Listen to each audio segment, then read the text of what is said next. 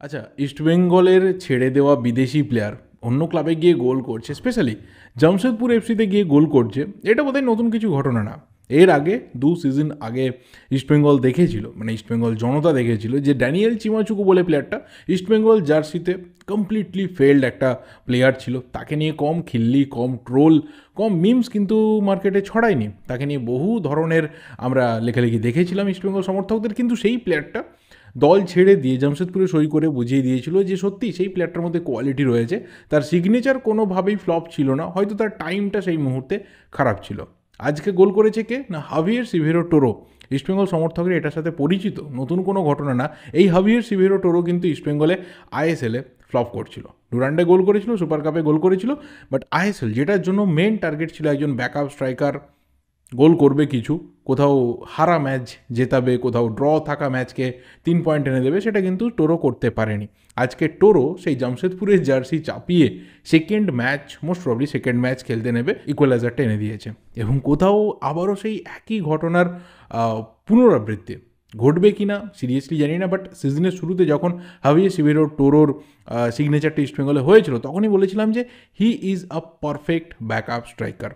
যেভাবে হায়দ্রাবাদে ও খেলেছে, ম্যানুয়েল মার্কোস রোকা যেভাবে ওকে তুলে এনেছিল, যেভাবে ইউজ করেছিল, সেটা কোথাও আলাদা করে প্রশংসার জায়গা রেখেছিল। এবং কোথাও ওকবেচের মতো প্লেয়ারের ব্যাকআপ হিসেবে থেকেও বেশ কিছু ভালো ভালো গোল করা, বড় বড় টিমের এগেনস্টে শেষ মুহূর্তে গোল করা, এবং টিম যখন চ্যাম্পিয়ন হয়েছিল সেই সময় কোথাও Toro as a backup striker তার যে একটা অবদান ছিল এটা আমরা জানি। এবং একজন ব্যাকআপ স্ট্রাইকারের কাজ কিন্তু খুব ডিফিকাল্ট হয়।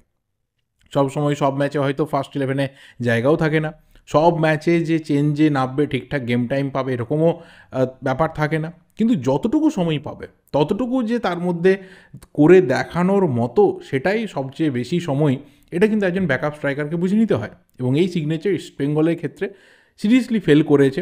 বাট প্লেয়ারটা যে কোথাও খারাপ ছিল না এটা নিশ্চিতভাবেই বলতে হয়। এবং আজকে যে জায়গা থেকে যেভাবে গোল করেছি, মিরানের একটা পাস থেকে, কোথাও আরও হয়তো ভালো ভালো বল পেলে নিশ্চিতভাবেই, যদি গোটা সিজনের শেষকালে দেখা যায় যে জামশেদপুরের জার্সিতে 5-6টা গোল করে দিয়েছে, তাহলে কিন্তু খুঁজতে হবে যে অ্যাকচুয়ালি ফল্ট কোথায় ছিল।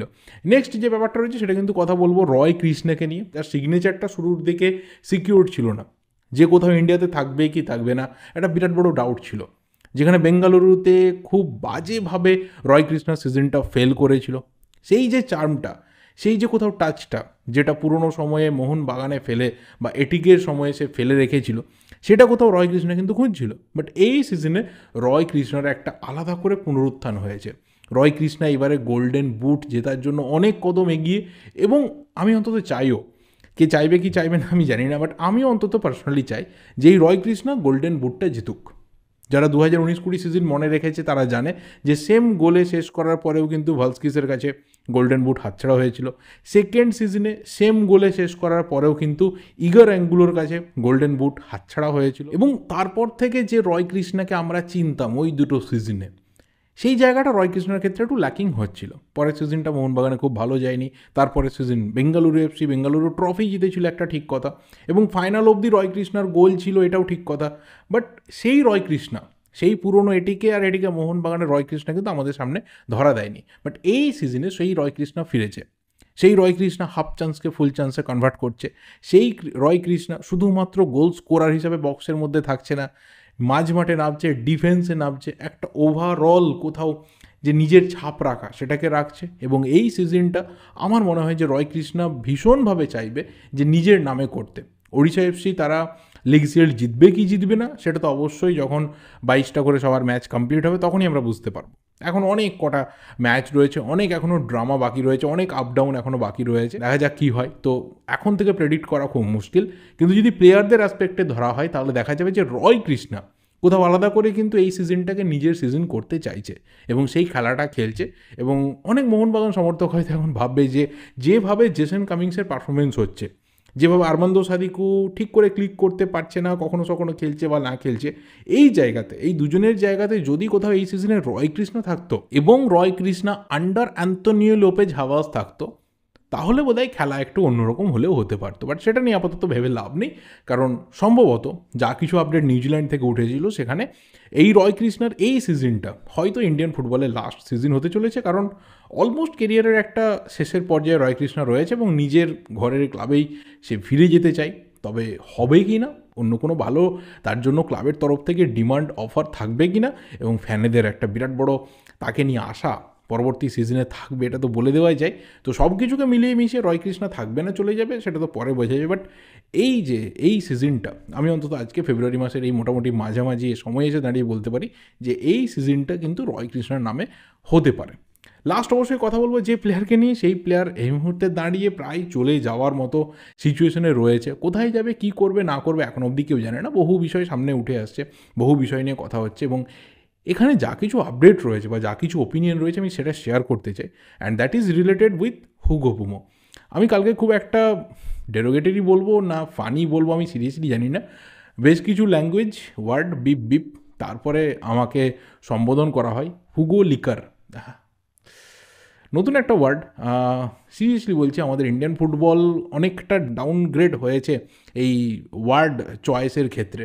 যেটা চলছিল আমি সেটা নিয়ে কিছু বলবো না, বাট একজন প্লেয়ারকে প্রেজ করা, একজন প্লেয়ারের খেলা ভালো লাগা, তার কোথাও পার্সোনাল ফ্যান হওয়া, বা তাকে আমার দেশে ক্লাব ফুটবলে দেখতে চাওয়া, যদি কোথাও এই ধরনের শব্দ বন্ধনী উঠে আসে যে লিকার, আমি কারো লিক করছি, কারো চাটছি রীতিমতো, then I am happy, I have no problem, seriously I have no problem. কারণ হুগো বুমো এমন একটা স্ট্যাচারের প্লেয়ার, যে সময় থেকে এসেছে, যখন থেকে এফসি গোয়ার জার্সিটা চাপিয়েছে তখন থেকে বুঝিয়েছে ওর মধ্যে কী রয়েছে, ওর মধ্যে কোন কোন লেভেলের সেই ট্যালেন্ট রয়েছে, পোটেন্সিয়াল রয়েছে। হয়তো লাস্ট কয়েকটা সিজন আমরা যে হুগো বুমোকে চিনি হয়তো সেটা আমরা দেখিনি, বাট স্টিল তারপরও এখনও অবধি এটা সবাই মানতে বাধ্য হবে যে এখন যতজন ইন্ডিয়ান ফুটবল অ্যাটাকিং মিডফিল্ডার রয়েছে তার মধ্যে he is the best, he is undoubtedly he is the best. এবং আমি যদি সেই প্লেয়ারটাকে নিয়ে বেশি কথা বলি বা কিছু করি তখন এই ধরনের মন্তব্য আসছে, এবং I was very much sorry কি আমি তাকে ব্লক করতে বাধ্য হই, কারণ এই ধরনের নোংরা কমেন্ট অ্যালাউ করা যায় না। বাট হুগো বুমোর ক্ষেত্রে যেটা মেন ব্যাপার এই মুহূর্তে দাঁড়িয়ে, যে তার সাথে তো মোহনবাগানের যে সম্পর্কটুকু রয়েছে আইএসএল সিজন 10-এর সেটা ওভার। এখানে অনেকে ন্যারেটিভ নিয়ে আসছে যে যদি একটা দুটো ম্যাচে অন্য কোনো প্লেয়ার খারাপ খেলে তাহলে হয়তো আবারও হুগো বুমোকে রেজিস্ট্রেশন করিয়ে নেওয়া হতে পারে। সেটা কতটা সম্ভব, I have a big doubt. আমি বলছি না যে সেরকম কোনো ক্লজ নেই, সেরকম কোনো অপশনস নেই, রয়েছে অপশনস। কারণ একটা প্লেয়ারকে যখন আন্ডার কন্ট্রাক্টে রাখা হচ্ছে, অন্য কোনো ইনজুর্ড প্লেয়ারকে বাদ দিয়ে একটা প্লেয়ারকে আবারও রেজিস্ট্রেশন করানো যায়, নিয়ম রয়েছে। বাট কতটা হবে, কারণ এখানে তো কোচের পছন্দটা সবচেয়ে বড় পছন্দ, এবং হাওয়াস তিনি যে লেভেলের একজন কোচ, তিনি যেভাবে নিজের টিমকে পরিচালনা করতে সক্ষম হন, তিনি যেভাবে চান কাজ করতে, সেখানে হয়তো হুগো বুমো ফিট করছে না। With due respect to the coach, এই ক্ষেত্রে কারোর কিছু আমার মনে হয় না বলার দরকার আছে বলে বা বলার প্রয়োজন আছে বলে। কারণ প্রত্যেকটা কোচের একটা করে সিস্টেম থাকে, প্রত্যেকটা কোচের একটা করে প্যাটার্ন থাকে, এবং প্রত্যেকটা কোচের পছন্দের কিছু জায়গাতে প্লেয়ার থাকে। বাট হাবাসের আপাতত যে সিস্টেম রয়েছে, টেকনিক রয়েছে, সেখানে হুগো বুমোর জায়গা নেই। এবং প্রেস কনফারেন্সে যখন হুগো বুমোর ব্যাপারে হাবাসকে জিজ্ঞাসা করা হয় তখন তিনি পরিষ্কার জানিয়ে দেন যে এই যে সবাই মিলে হুগো বুমো করছে, এখানে কোথাও জনি কাউকে ডিসরেসপেক্ট করা হচ্ছে। সিরিয়াসলি জানি না যে এটার সাথে ঠিক কতটা লিঙ্ক রয়েছে, কারণ জনি কাউকে যে কতটা রেসপেক্টেড আর জনি কাউকে যে কতটা ফ্যান ফেভারিট, কালকে ওই মাঠে নামার মুহূর্তে কিন্তু সবাই বুঝতে পেরে গেছে। যারা হয়তো প্রথমবার মোহনবাগানে জার্সি চাপিয়ে খেলেছে, যে কোনো বিদেশি প্লেয়ারও হতে পারে, খুব হাইফাই তাদের নাম ধাম ছিল মোহনবাগানে আসার আগে, তারাও বুঝতে পেরেছে যে এই প্লেয়ারটা কী প্লেয়ার, এতদিন ধরে ফুটবলে ছিল না, কী খেলবে না খেলবে কেউ জানে না, ফ্লপ হবে না হিট হবে কেউ জানে না, বাট সেই প্লেয়ারটা যখন মাঠে নামছে, তাকে নিয়ে চিৎকারটা আর তাকে নিয়ে চিয়ারটা যত সমর্থক ছিল 30,000+ তারা সবাই মিলে একসাথে করেছে। তো এখানে জনি কাউকে ডিসরেসপেক্টের তো কোনো প্রশ্ন ছিল বলে আমার মনে হয় না। শুধুমাত্র হুগো বুমোকে নিয়ে আপাতত কী স্ট্যাটাস রয়েছে সবাই জানতে চেয়েছিল, এবং হুগো বুমো যেভাবে মোটামুটি তার সোশ্যাল মিডিয়াতে পোস্ট করছে, তার যেভাবে গুড বাই মেসেজগুলোকে শেয়ার করছে তার ইনস্টাগ্রাম স্টোরিতে, এবং মোটামুটি যা আপাতত আপডেট, হয়তো হুগো বুমো ফ্রান্সে ফিরে যাবে। এখনও অবধি কোনো ক্লাবের তো রিউমার ওঠেনি, ইন্ডিয়ান কোনো ক্লাবে পসিবল নয় এই মুহূর্তে, এটা সবাই জানি আমরা। এবং অনেক জায়গাতে মনে করা হচ্ছে, বলাও হচ্ছে যে আপাতত আনরেজিস্টার্ড হয়ে হুগো বুমো বসে থাকবে। সেটা ওর স্ট্যাচারের প্লেয়ার কতটা চাইবে, there is a big doubt. কারণ কোনো প্লেয়ারই চাইবে না যে এত বড় একটা সিজনের সময় পড়ে রয়েছে, যেখানে অন্ততপক্ষে কোনো ক্লাবে সই করলে 10 to 15 ম্যাচেসও খেলতে পারবে। ইন্ডিয়ান ফুটবলে আমি যদি বাদও দিই, তাহলে অন্য কোনো ওয়ার্ল্ডের যে কোনো লিগে গেলে 10 to 15 ম্যাচেসও খেলতে পারবে। তো সেই সুযোগটা হুগো বুমো হাতছাড়া করতে চাইবে কি না, সেটা নিয়ে কোনো আপাতত আপডেট নেই, এবং মোহনবাগান তাকে মিউচুয়ালি কন্ট্রাক্ট টার্মিনেট করে ছেড়ে দিচ্ছে কিনা বা দিয়েছে কিনা সেই নিয়েও কিন্তু কোনো আপডেট নেই। শুধুমাত্র তাকে আনরেজিস্টার করানো হয়েছে। তো যারা কিছু রিউমার তুলতে চাইছে তাদের সিরিয়াসলি তুলতে দাও। তাদের কতটা আপডেটের ওপর বা ফুটবলের ওপর বা প্লেয়ারের ওপর ধ্যান জ্ঞান থাকে আমি সিরিয়াসলি জানি না, হয়তো তাদের অন্য কিছু ইন্টেনশন থাকে। বাট হুগো বুমোকে নিয়ে এই মুহূর্তে অফিসিয়ালি কোনো রিউমার নেই, কারণ ইন্ডিয়ান কোনো ক্লাবে, আইএসএলের কোনো ক্লাবে তার সই করাটা জাস্ট ইম্পসিবল, এবং মোহনবাগানও সেটা চাইবে না যে আমি যে প্লেয়ারকে ছেড়ে দিচ্ছি, যাকে নিয়ে এত ফ্যানেদের ক্রেজ রয়েছে, তাকে কোথাও অন্য কোনো ক্লাবে খেলতে দেখতে চায়, মানে কেউ চাক, এটা চাইবে না। তাকে এমনটাও হতে পারে যে আপাতত রেখে দেওয়া হলো, এবং তাকে আবারও পরের সিজনে যদি নতুন কোচ আসে, আমি এখানে যদি ওয়ার্ডটা ইউজ করলাম কারণ নতুন কোচ নিয়ে কোনো আপডেট নেই, এটা নিয়েও তো চারদিকে বহু কিছু চলছে। নতুন কোচের নাকি এগ্রিমেন্ট হয়ে গেছে, সব কিছু ডান হয়ে গেছে, রেডি হয়ে গেছে, ইউরোপের বিখ্যাত কিছু নাম নিয়ে আলোচনা হয়েছে, বাট এখনও অবধি কোনো রকম কোনো আলোচনা নেই। কারণ হাবাস কীভাবে এই সিজনটাকে শেষ করছেন, কীভাবে তিনি লিগ স্টেজটাকে কমপ্লিট করছেন, যে টার্গেটটা রয়েছে সেটা কিন্তু মোহনবাগানের জন্য একটা হিউজ রয়েছে। জাস্ট 12টা ম্যাচ হয়েছে, 10টা ম্যাচ এখনও বাকি রয়েছে, এবং সেই 10টা ম্যাচ থেকে ম্যাক্সিমাম ম্যাচে যদি পজিটিভ পয়েন্ট ওঠে তাহলে কিন্তু একটা বিরাট বড় চান্স রয়েছে যে লিগ শিল্ড জেতার ক্ষেত্রে মোহনবাগান এবং গোয়ার মধ্যে সোল ফাইটটা থাকবে। বাকি টিমগুলোর ম্যাচ বেশি রয়েছে, তারা হয়তো ছিটকে যেতে পারে। তো কোথাও হাবাসের সেই লাস্ট পারফরমেন্স এবং অবশ্যই ওভারঅল সিজনের শেষে যে পারফরমেন্স রয়েছে, এত চোট আঘাত, এত প্লেয়ারদের অফ ফর্ম, এটা সেটা বহু কিছু ব্যাপার, তারপরে হয়তো ম্যানেজমেন্ট ডিসিশন নেবেন যে এরপর হাওয়াসকে নিয়ে কি করা যেতে পারে। তাকে আবারও টিডি পদে ফিরিয়ে নতুন কোনো কোচ নিয়ে আসা, নাকি তার হাতেই কোচিং দায়িত্ব দিয়ে পরবর্তী সিজনে এগিয়ে যাওয়া, এখনও অবধি কিন্তু কোথাও ঠিক নেই যে কি হতে চলেছে। যেভাবে তিনি এই মুহূর্তে দায়িত্ব নিয়েছেন এবং ব্যাক টু ব্যাক দুটো ম্যাচে দায়িত্ব পেয়ে তিনি ডার্বি ড্র করেছেন, টিমকে কামব্যাক করিয়েছেন, সেকেন্ড ম্যাচ তিনি জিতেছেন, এবং এরপর যদি এই উইনিং মোমেন্টামটা থাকে তাহলে মোহনবাগান ফ্যানরা আরও বড় স্বপ্ন দেখতে শুরু করে দেবে। তো কোথাও সেখানে মানে বাধা দেওয়ার জন্য আপাতত কোনো রকম নাম নিয়ে আলোচনা হবে বলে অন্তত আমার মনে হয় না। এটা আমার পার্সোনাল ওপিনিয়ন, আমি সিরিয়াসলি বলছি, কারণ কোনো রকম অফিসিয়াল না রিউমার রয়েছে, না কোনো লিঙ্ক আপ রয়েছে, না কোনো আপডেট রয়েছে। তো হুগো বুমোর সামনে যে ফিউচারটা রয়েছে আপাতত এই সিজনের, সেটা কিন্তু ক্লিয়ার না কারোর কাছে। তো দেখা যাক হুগো বুমো কোথায় নেক্সট তার যে স্টেপটা রয়েছে সেটা রাখে, নাকি সে আনরেজিস্টার্ড হয়ে মোহনবাগানে থেকে যায়, পরবর্তী সিজনে অন্য কোনো আশাতে ম্যানেজমেন্ট তাকে রেখে দেয়।